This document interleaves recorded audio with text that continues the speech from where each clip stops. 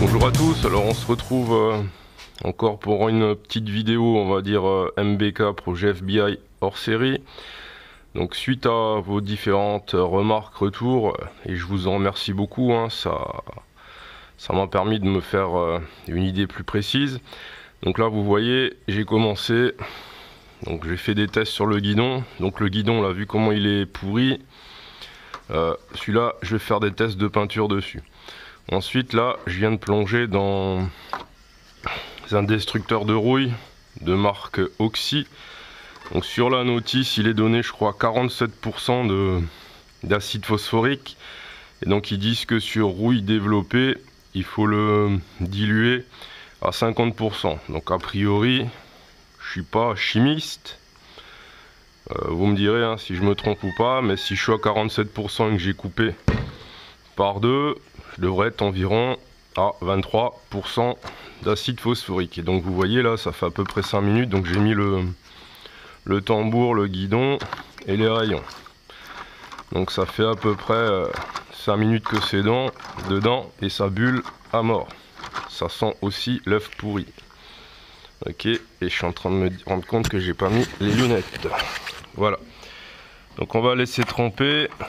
Donc visiblement les rayons ça agit beaucoup plus vite.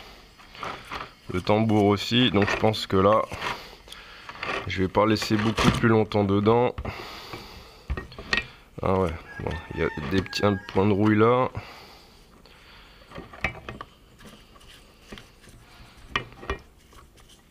Bon, je vais laisser tremper un petit peu encore. Et je vais rincer. A tout à l'heure. Alors on se retrouve à peu près 6 heures plus tard. Je vais vous expliquer un peu où j'en suis. Donc là j'ai le guidon qui trempe toujours dans l'acide, hein, donc la rouille elle noircit. Au bout d'un moment l'acier qui a dérouillé est noir aussi. Voilà le résultat que j'obtiens sur le moyeu. D'accord. Ça c'est le tambour. Alors j'ai l'impression que aucun des...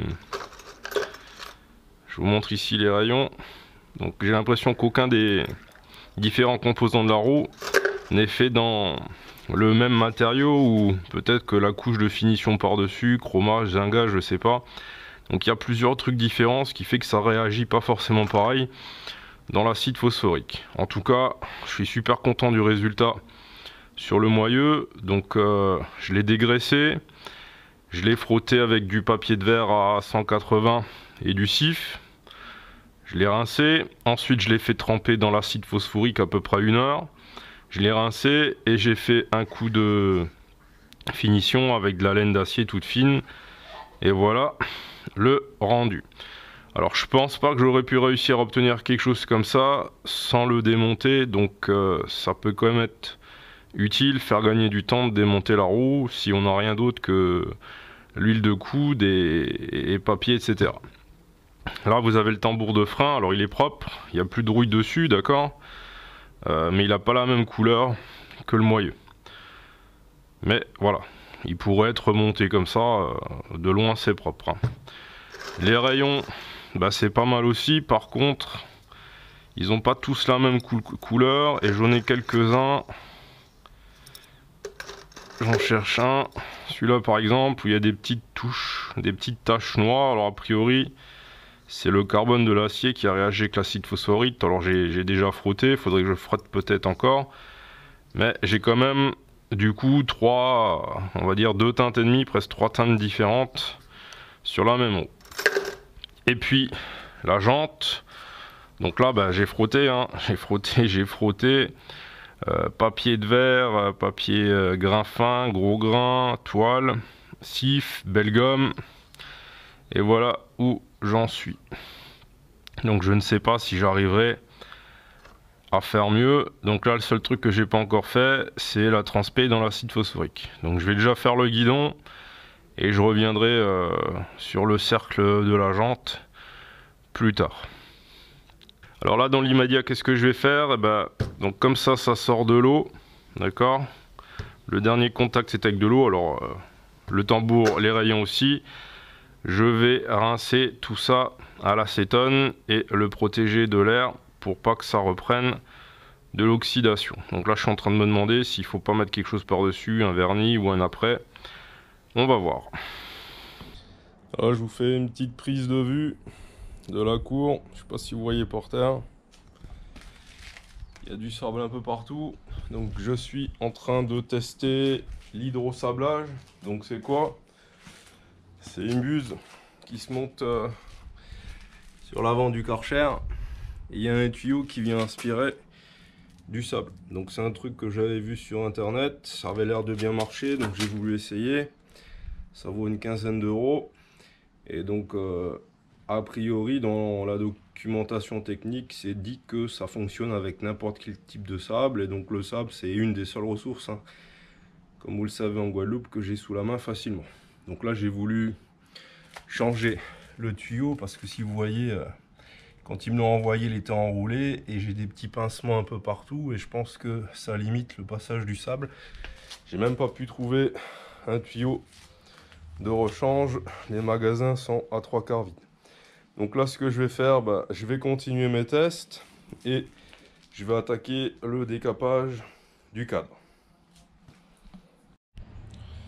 Alors je fais un petit point sur le décapage du cadre, hein. Donc j'ai fait de l'hydrosablage, j'ai testé, c'est pas top parce qu'en fait la buse d'hydrosablage que j'ai achetée elle est défectueuse, il y a une fuite d'eau donc au niveau de la connexion sur la lance du Karcher, donc ça marche pas top. Donc là j'ai fini au V33 spécial fer et donc à la brosse sur la perceuse. Donc la fourche par exemple ça va, j'ai pas fini de frotter, hein, mais ça sort bien. Par contre le cadre, d'une il est rouillé et de deux vous voyez hein, la forme du cadre de la 51, c'est pas évident pour passer avec une brosse là derrière. Donc si vous voulez refaire un cadre de 51, vaut mieux penser à le faire sabler parce que sinon si vous n'avez pas de quoi faire à la maison, ça sera ça en plus dans le budget, hein. À la main là vous voyez il y a plein d'endroits c'est difficile de passer, derrière là par exemple, ok. Donc pour avoir quelque chose bien propre, il va falloir prévoir le sablage. Donc là ce que je fais, je vais aller voir un carrossier à côté de chez moi pour voir s'il le fait et combien il me prendrait pour me faire ce cadre correctement. Alors on fait un point d'étape où j'en suis donc dans la restauration du cadre, etc. Donc vous avez ici devant vous quelques pièces, hein, le cadre, une jante, quelques éléments que j'ai démontés. Donc je vous montre un petit peu à quoi ressemble la jante avant que j'ai déjà faite. Alors vous voyez, hein, je suis parti de quelque chose qui ressemblait à ça là. Vous avez la jante arrière que je dois encore faire pour arriver à quelque chose que vous avez ici devant les yeux. Alors le tambour, il a déjà commencé à s'oxyder de nouveau, donc je pense qu'il va falloir que je le traite et que je le vernisse parce que sinon la rouille elle va vite revenir, hein, d'accord. Donc je pensais qu'en le laissant comme ça allait aller. Là je le garde à l'intérieur de la maison pour l'instant et même sous, donc je l'avais dans une serviette, il y a l'oxydation vous voyez qui revient. Donc là je pense qu'il va falloir que je leur frotte un coup et je vais mettre un coup de vernis dessus pour éviter que la rouille ne revienne. Ensuite le guidon. Donc vous avez vu en début de vidéo dans quel état était le guidon. Donc là pareil je l'ai traité et finalement j'ai décidé de peindre un certain nombre d'éléments noirs parce que j'ai enfin trouvé la peinture que je cherchais. Donc une peinture noire qui contient déjà de l'anti-corrosion. Donc c'est le genre de peinture a priori qu'utilise Tomahawk, hein. Ça fait plus d'un an que j'en cherchais. Tout le monde me disait chaque fois ça n'existe pas, ça n'existe pas. Finalement, alors c'est de la peinture intérieure-extérieure, mais donc comme je le disais, anti-corrosion et qui peut se recouvrir et qui est adapté à tout support. Alors c'est noté ou direct sans sous-couche, donc j'ai quand même mis un après anti-rouille classique avant de mettre ça par dessus. Donc Là par exemple, vous avez la couronne. Alors j'en avais acheté une neuve, mais finalement quand j'ai démonté, j'ai vu qu'elle n'était pas très usée. Donc je l'ai brossée. Et donc là, il y a une couche d'après-gris et ensuite le noir mat. Et donc là, certainement que je vais mettre une couche de vernis par-dessus. Et j'ai aussi fait par exemple la bobine haute tension, d'accord. C'est déjà plus joli que le beige classique. Ensuite, concernant le cadre, donc j'ai passé plus d'1 litre de V33 spécial fer pour réussir à enlever quasiment toute la peinture. Après, ben là derrière, hein, c'est toujours dur à passer. Donc je me suis dit ça va m'énerver, je vais avoir des points de rouille encore à certains endroits, et puis quand je vais le mettre en peinture, la rouille elle va rapidement sortir. Donc j'ai changé mon fusil d'épaule. C'est aussi grâce à une vidéo que j'ai vue sur internet de, il me semble, alors je cherche le nom, c'est Coffee Cop Custom Mopeds, quelque chose comme ça, qui a fait un très joli projet de board track. Et donc il a poncé à nu et ensuite il a recouvert avec de l'Ovatrol.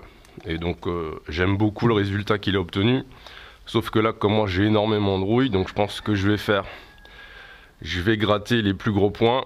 Et ensuite, c'était pas voulu. J'étais en train de traiter contre la rouille cette pièce-là. Donc là, c'est la partie qui a trempé dans l'acide phosphorique.